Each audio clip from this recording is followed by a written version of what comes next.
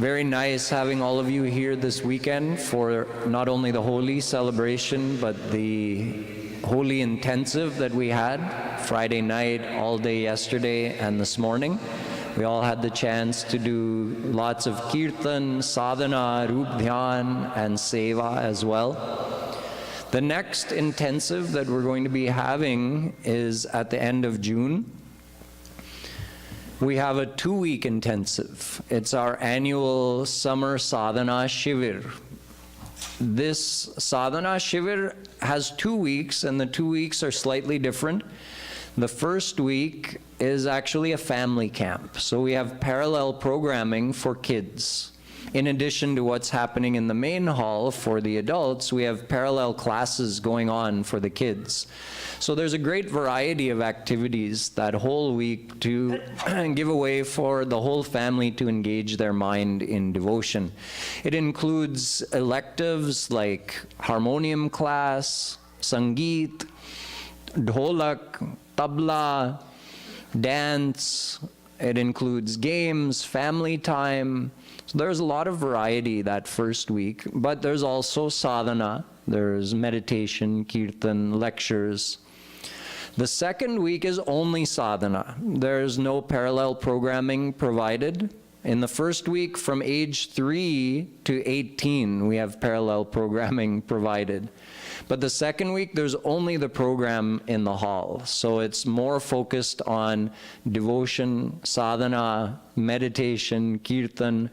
There will be lectures, and I'll be joined by, I think, 5 or 6 other prachadaks of Jagadguru Shri Kripaluji Maharaj, Maheshwaranand Bhaiya, Divakari Didi, Gopeshwari Didi, Siddheshwari Didi, Rameshwari Didi, they're all coming. So you'll get to hear lectures from all of them.